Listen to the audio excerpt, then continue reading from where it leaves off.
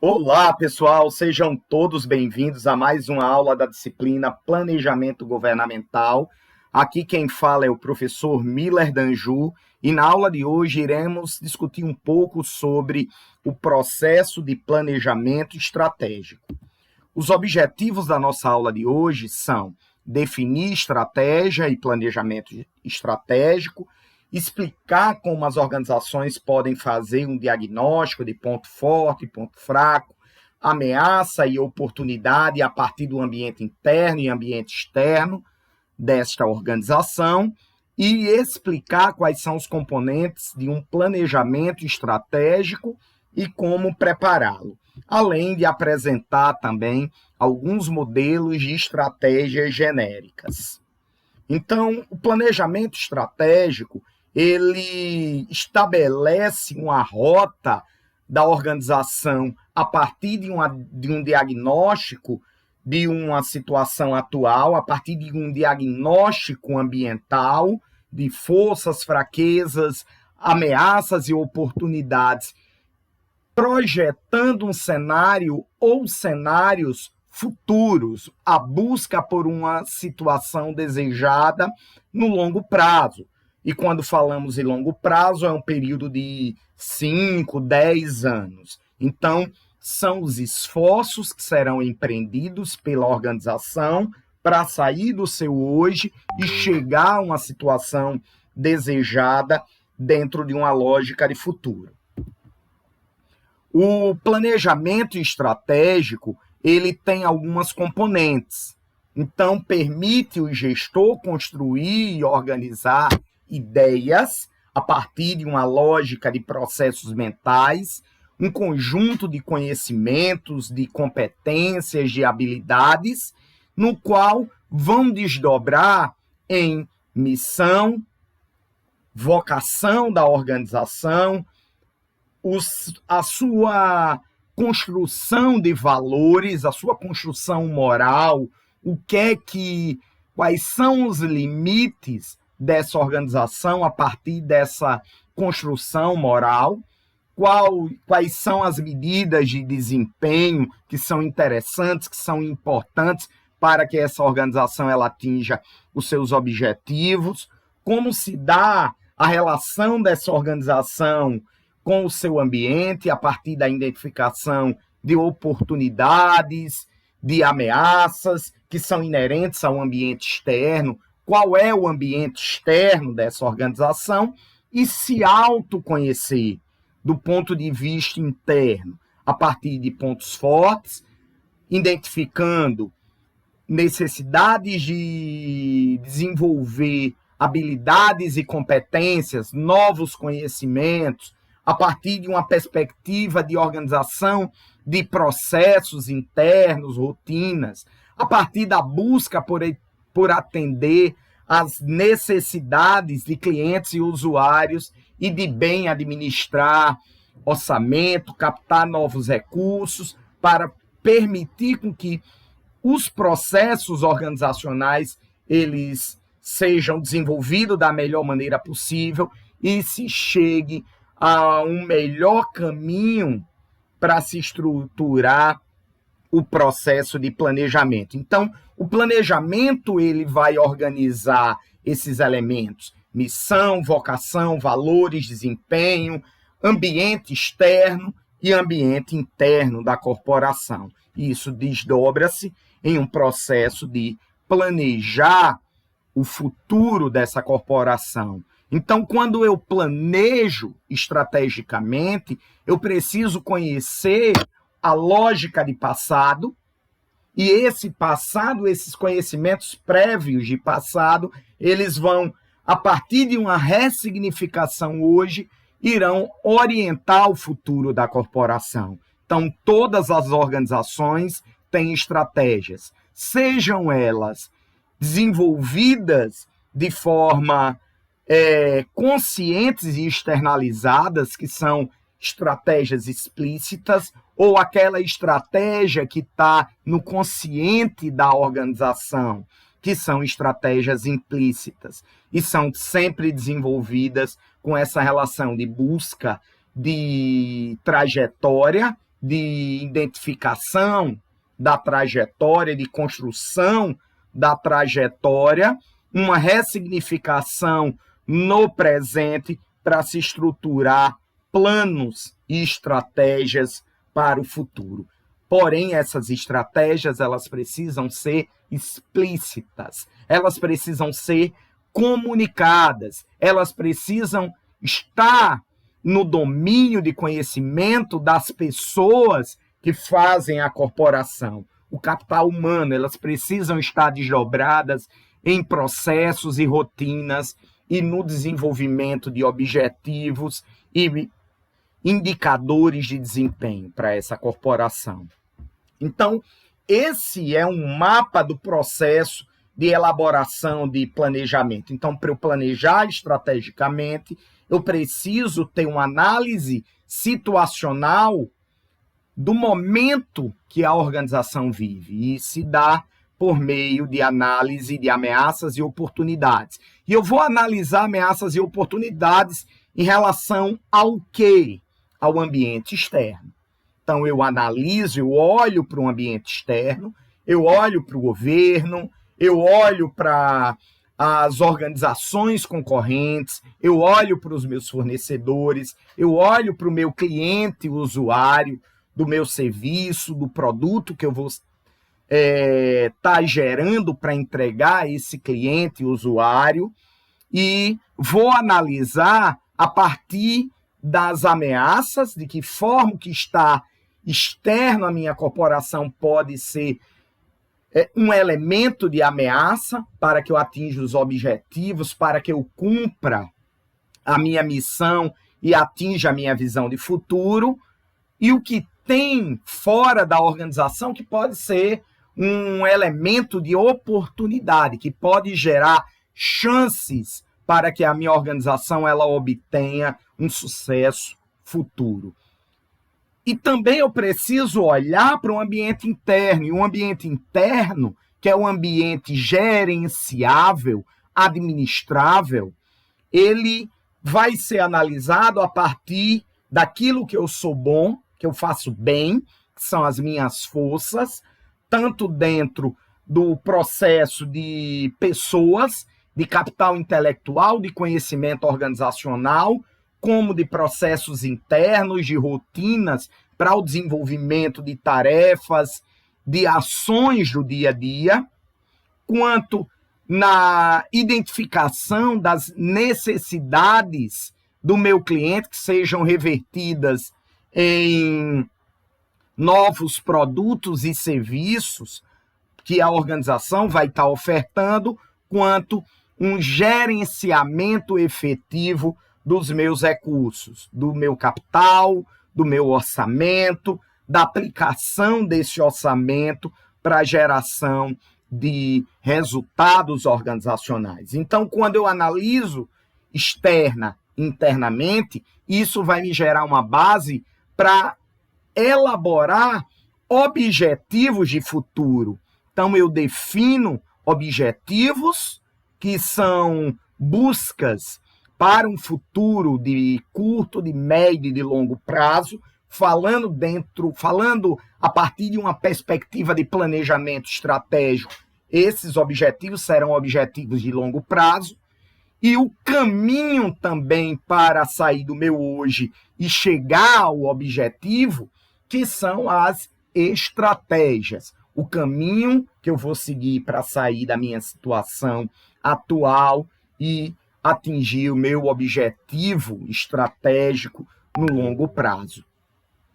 Esses objetivos de longo prazo, eles precisam ser desdobrados em planos de curto prazo, em estratégias funcionais, operacionais do dia a dia, e precisam ser executadas e avaliadas. O resultado dessa avaliação de se eu estou ou não me aproximando do meu objetivo, se eu estou ou não caminhando em direção ao meu objetivo, vai ser objeto de avaliação e vai fornecer o feedback,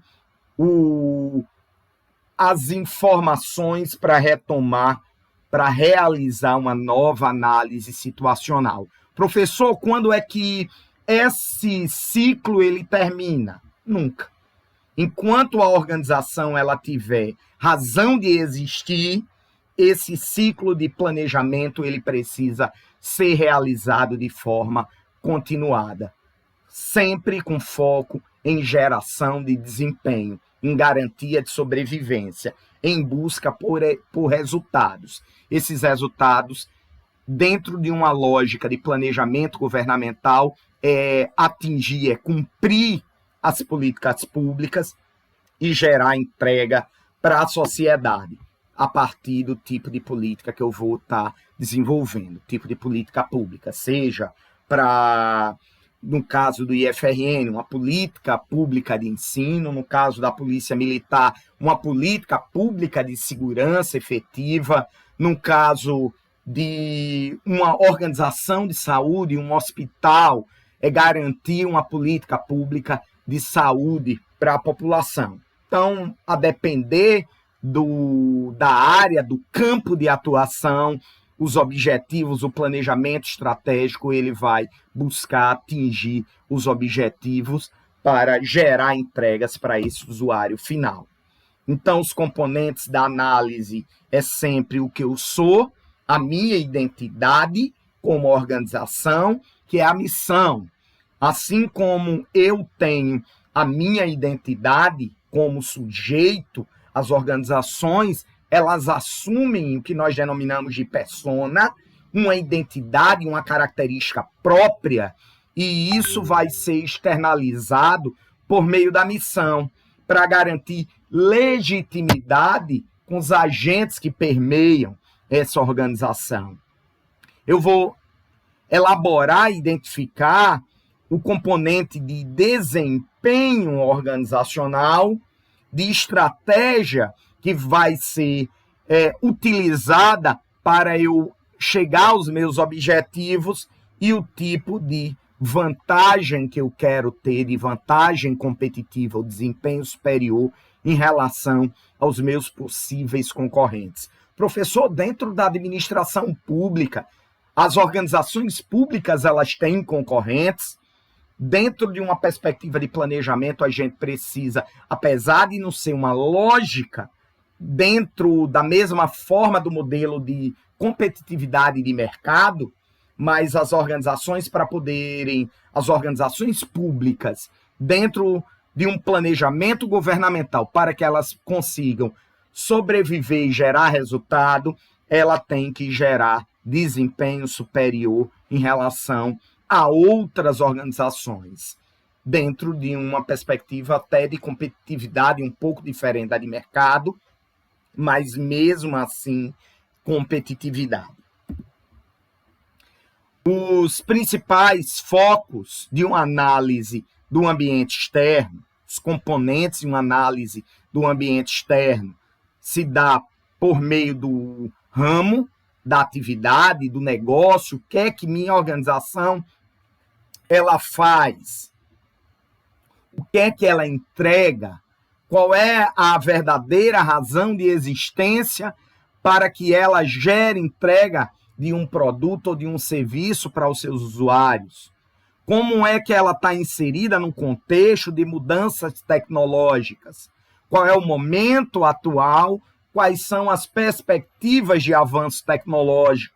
Hoje, eu tenho 15 anos de FRN e há um tempo atrás eu não me imaginava ministrando uma aula com essas características, uma aula de educação à distância, sem estar numa turma presencial, olhando nos olhos do meu aluno. Hoje, com o avanço da tecnologia, essa distância, por meio de tecnologias que permitem a gravação de aula e a geração de conhecimentos que são disseminados de forma assíncrona, sem estarmos no mesmo ambiente, no mesmo momento, permite com que a gente gere formas diferentes de se construir conhecimento. E toda organização, ela precisa estar atenta ao processo de mudança tecnológica, ao processo de avanço tecnológico. Outro elemento que é foco da análise do ambiente externo, são ações e controles do governo, dos poderes de influência, seja o poder executivo, seja o legislativo, seja o poder judiciário. A conjuntura econômica também impacta as organizações públicas e é um elemento não gerenciável, certo? Não gerenciável do ponto. A organização IFRN, ela não consegue impactar de forma direta ou determinante a geração do orçamento da União.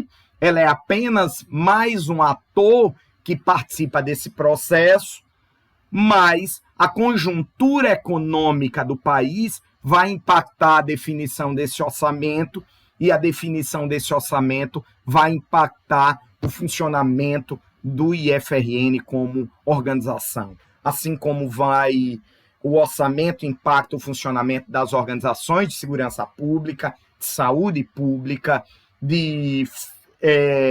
as casas arrecadadoras, como Receita Federal e outras organizações que fazem parte do escopo do planejamento governamental.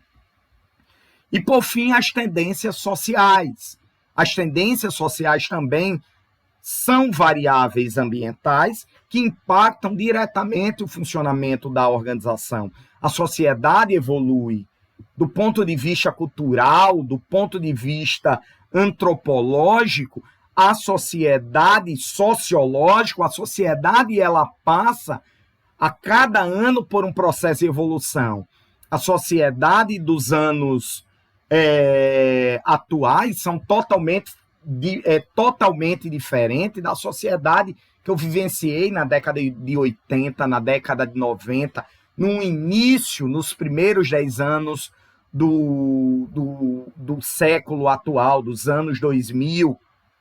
A sociedade de 2000, a partir de 2020, é uma sociedade diferente, é uma geração diferente. E isso é um caminho sem volta.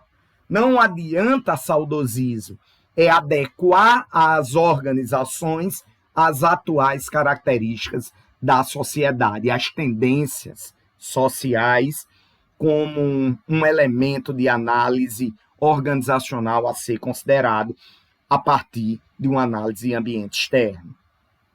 O ambiente interno, ele vai ser analisado a partir das áreas funcionais da organização. Destaco 4, poderiam ter outras áreas, mas a área de operação em relação a arranjo físico, métodos, idade e limpeza de máquinas, equipamentos, flexibilidade de aplicação de recursos, a parte de gerenciamento de pessoas, recursos humanos. Existe um setor de gerenciamento de pessoas, existem políticas de gerenciamento de pessoas adequadas e aplicadas ao funcionamento da organização, ao setor de marketing, de análise de características do ambiente organizacional, a capacidade de entender o meu cliente, o usuário, técnicas de análise de satisfação do meu cliente, o usuário, experiência desse cliente a partir de uma lógica de usuário do meu serviço, de cliente do serviço público que eu estou prestando, a lógica de desempenho, a capacidade de lançar novos serviços e, do ponto de vista de finanças, a minha capacidade de gerar recursos orçamentários e prospectar recursos extra-orçamentários por meio da elaboração de projetos, parceria pública-privada, de forma que também eu traga recursos da iniciativa privada para fomentar o setor público e contribuir com o processo de planejamento. E isso são elementos da análise interna. Então, a partir do momento que eu tenho esses elementos, eu tenho subsídio para elaborar a minha missão, a minha identidade. Eu tenho subsídio para elaborar a minha visão de futuro, que é o meu objetivo principal, e objetivos estratégicos que derivem da minha visão de futuro. e eu tenho como elaborar as estratégias, caminho que eu devo estar seguindo para chegar até a minha visão de futuro. Existem alguns elementos na teoria de planejamento estratégico, como, por exemplo, a matriz BCG, de participação e crescimento de mercado. Então, eu trago esse modelo de matriz BCG da Boston Consulting Group como uma forma de identificar que não só empresas privadas possuem ciclo de vida de produtos, mas organizações públicas também precisam pensar em ciclo de vida de produtos e serviços. A gente pega uma organização policial, novas modalidades de policiamento que outrora não existiam, passam a existir a partir do crescimento e do aumento da complexidade da sociedade. Por exemplo, outrora não tinha uma modalidade de policiamento que buscava atender a necessidade de turistas.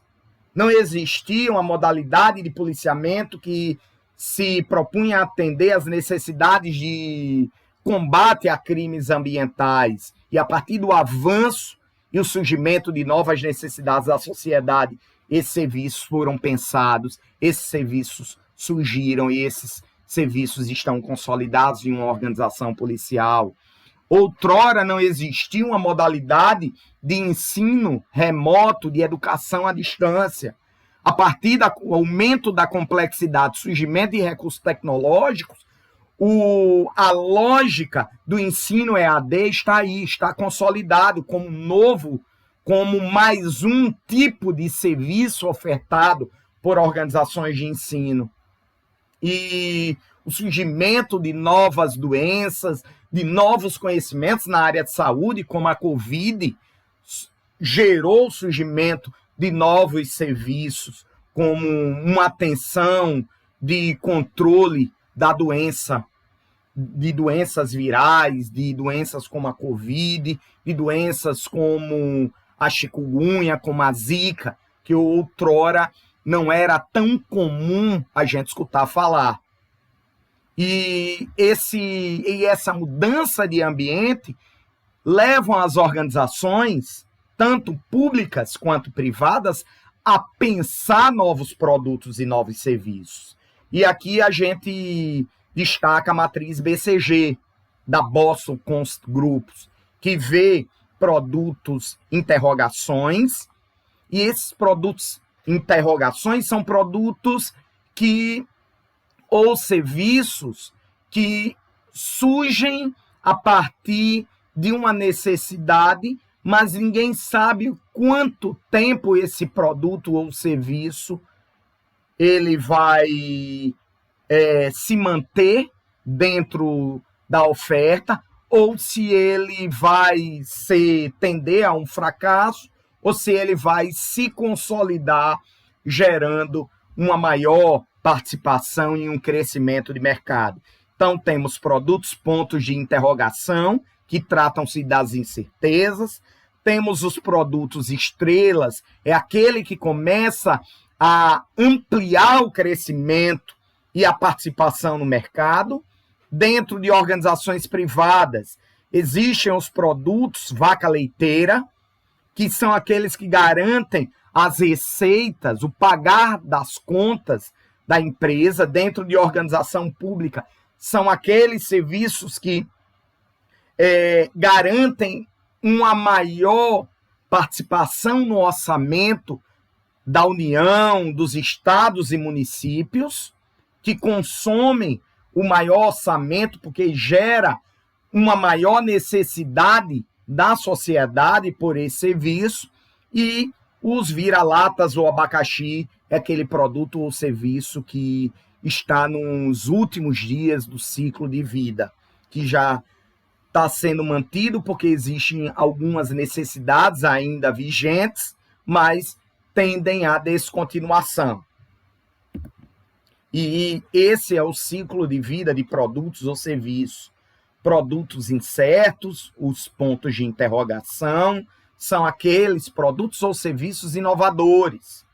Aqueles que estão em fase de crescimento, eles vão ser absorvidos pelos adotantes imediatos.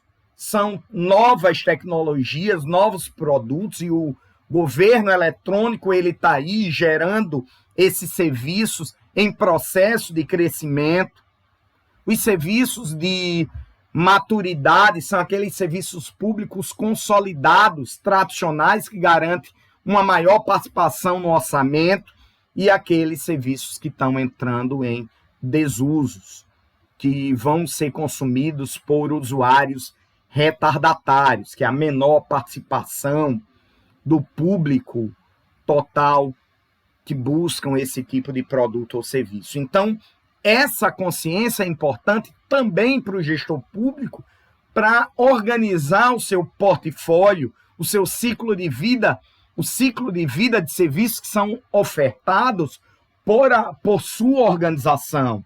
E o gestor público, dentro de uma perspectiva proativa, aquele que analisa, identifica as mudanças e se antecipa no atender às necessidades de clientes, usuários, eles vão identificar produtos e serviços ao longo de todo o ciclo de vida de produtos e serviços com essas características, para não gerar descontinuidade, para que a sua organização ela garanta a manutenção de políticas públicas e continue atendendo à necessidade dos seus clientes usuários. Por fim, eu quero destacar alguns modelos estratégicos, estratégias genéricas de alguns pensadores da estratégia. Tiveram alguns pensadores como Michael Porter, como Igor Ansoff, como Henry Mintzberg, como Certo, como Miller Snow, que construíram tipologias de estratégias genéricas, que são posicionamentos que as organizações adotam para fazer com que os objetivos que foram propostos, eles venham a ser atingidos. E, dentre esses pensadores, o primeiro que eu destaco são as tipologias do Igor Ansoff, esse jovem senhor aqui que está na imagem, na visão do canto direito inferior na tela dos senhores, das senhoras. Então, ele traz 4 tipologias de estratégia: penetração de mercado, desenvolvimento de mercado, desenvolvimento de produtos e a estratégia de diversificação. Quando eu sou um adotante da estratégia de penetração, eu vou explorar produtos tradicionais em mercados tradicionais, serviços que já estão vigentes em mercados, em setores que têm uma absorção por esse tipo de produto, por esse tipo de serviço. Desenvolvimento de mercado. Eu tenho produtos tradicionais que buscam ser aplicados a novos mercados. Produtos que já estão consolidados em determinados tipos de mercado e eu vou buscar novos mercados para vender esse tipo de produto ou esse tipo de serviço, ou ofertar, que é o nosso caso. Desenvolvimento de produtos são produtos novos, produtos recém-desenvolvidos que são aplicados a mercados tradicionais. Produtos ou serviços novos, inovadores, são direcionados para mercados tradicionais. E diversificação são produtos novos em mercados novos. Novos produtos, novos serviços para novos mercados. Então, são essas as tipologias de estratégia de Igor Ansoff. A matriz de Igor Ansoff apresenta as características de produtos versus mercados para indicar o tipo de estratégia que vai ser aplicada. Então, iniciando pelo quadrante superior, do lado direito, quando eu tenho produto novo em mercado existente, eu tenho desenvolvimento de produto. No próximo quadrante, quando eu tenho produto existente em mercado existente, estratégia de penetração. Produto existente em novos mercados, desenvolvimento de mercado e novos produtos ou serviços em novos mercados, eu tenho a estratégia de diversificação. O segundo autor é um dos mais conhecidos da estratégia. Ele desenvolveu tipologias de estratégias genéricas direcionadas à indústria para vantagem competitiva de grandes corporações industriais, que é o Michael Porter, que apresenta modelos de estratégias genéricas. E ele apresenta duas principais estratégias: a estratégia de diferenciação e a liderança de baixo custo. E um modelo híbrido que vai transitar entre essas estratégias genéricas. Seria um contínuo que vai de um limite a outro, da liderança do baixo custo ao limite da diferenciação. E aqui nós temos, primeiro, a liderança de custo, é aquele modelo no qual eu vou focar na redução de custos para ganhar com a escala. Eu tenho um produto cada vez mais barato, buscando obter vantagem competitiva na oferta geral desse produto ou serviço para uma maior quantidade de clientes ou usuários. E eu tenho o limite da outra estratégia, que é a diferenciação. São produtos únicos, específicos, para um cliente único. Aqui eu poderia ter na liderança de baixo custo, um exemplo, uma organização, uma empresa que vende produtos de R$ 1,99. Aqui, na diferenciação, eu poderia ter uma Ferrari.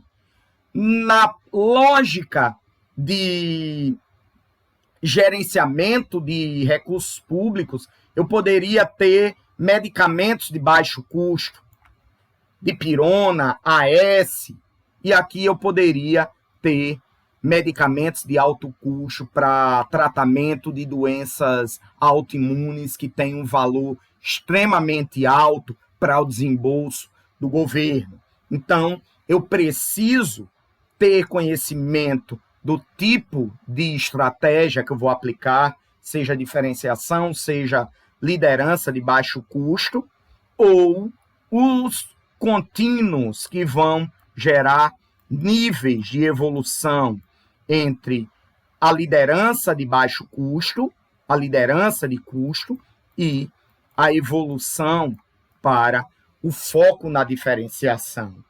Aqui eu teria uma empresa que permite com que eu escolha ingredientes na hora de comprar uma pizza, na hora de montar um sanduíche.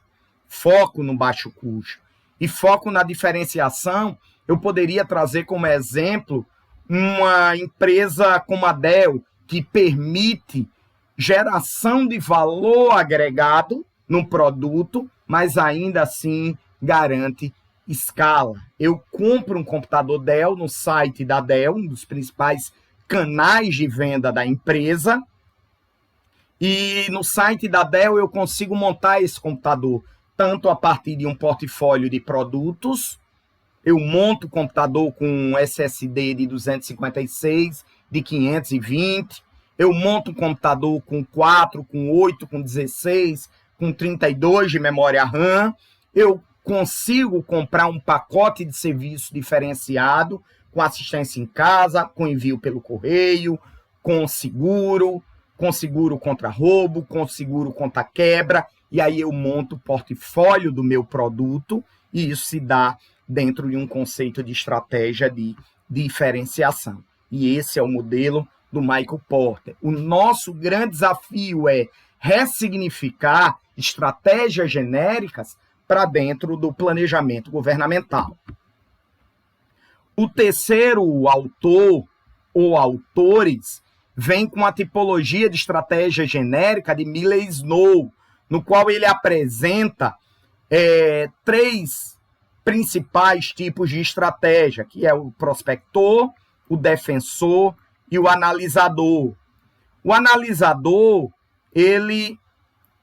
o prospector e o defensor são os limites de um contínuo, de uma escala. O analisador, ele se posiciona entre essa escala. E o reator é aquele estrategista perdido, que não tem um caminho lógico para a definição das estratégias. Então, eu tenho aqui, primeiro, o prospector, é aquele que inova, que cria, que muda a realidade do ambiente. É o primeiro limite. O segundo limite é o defensor, é aquele que quer preservar a zona de conforto, a estabilidade da organização, que não quer que as mudanças elas ocorram. Qual dos dois é adequado, professor? Depende. Depende do ambiente no qual a minha organização vai estar. Ela vai estar num ambiente que vai exigir uma postura mais inovadora, mais prospectora, que eu inove o tempo todo, ou ela vai estar inserida em um ambiente no qual eu consigo tocar uma estratégia de defesa, de busca de eficiência, de procurar gastar o mínimo possível, mas também gerar o mínimo possível de desempenho. Ou eu estou em um ambiente híbrido, dinâmico, no qual eu preciso adotar a estratégia analisadora, que eu vou estar transitando a depender do momento, a depender da situação entre o prospector e o defensor. Ou eu estarei totalmente perdido, só reagindo às intempéries, às mudanças do ambiente. Então, são as tipologias de Miller e Snow. Finalmente, temos o modelo de estratégia do certo, que ele apresenta 3 modelos de estratégias genéricas: a estabilidade, o crescimento e a redução de despesas. O Samuel Certo, quando ele trabalha esses 3 tipos de estratégia, ele diz que a estratégia de estabilidade busca permanecer naquele mesmo setor, com aquele mesmo tipo de cliente, com aqueles mesmos agentes. A estratégia de crescimento busca novas oportunidades, novas possibilidades de mercado, de inserção dentro do ambiente, do macroambiente organizacional. E a estratégia de redução de despesa, que busca eliminar desperdícios, retrabalho, foca na eficiência de processo. Então, são os 3 modelos de estratégias genéricas do Samuel Certo. Para implementar o tipo ou ressignificar os modelos de estratégias genéricas propostas pelos pensadores, essas 4 tipologias que nós discutimos, eu vou utilizar o planejamento estratégico e ressignificar esse planejamento estratégico para dentro do planejamento governamental. Quando eu planejo estrategicamente, eu preciso elaborar planos funcionais, eu preciso pensar numa estrutura organizacional adequada, que ela esteja alinhada ao tipo de estratégia que eu venha a ser adotante. Eu tenho que definir políticas, procedimentos, padrões previamente estabelecidos de decisão que vai nortear os tomadores de decisão e vão evitar a ingerência nos processos, no fluxo decisório da minha organização. Dentro da administração pública, existem em algumas instâncias muita ingerência política. O governante que ele entra muda tudo. E a partir do momento que eu tenho um planejamento estratégico forte, uma política e procedimentos bem consolidados, bem estabelecidos, legitimados e aceitos pelas pessoas, eu consigo reduzir ao máximo essa ingerência. E a forma de traduzir o planejamento estratégico e colocar esse planejamento estratégico em ação, que são a elaboração dos planos, que podem ser planos de ação ou projetos que vão ser executados com um ciclo de vida por um determinado período, auxiliando, assim, a execução do planejamento estratégico, levando a essência desse planejamento estratégico para o nível das operações. E isso aí precisa ser executado, precisa ser avaliado e gerado feedbacks para com que esse planejamento ele evolua, para que esse planejamento ele esteja adequado à realidade, ao contexto da organização. E assim, pessoal, estamos terminando mais uma aula. Agradeço a participação de todos e leiam todo o material complementar. Esse material vai estar disponível para vocês no AVA, na plataforma de ensino que estamos adotando. E fica para vocês um grande abraço e até o nosso próximo momento. Valeu, pessoal!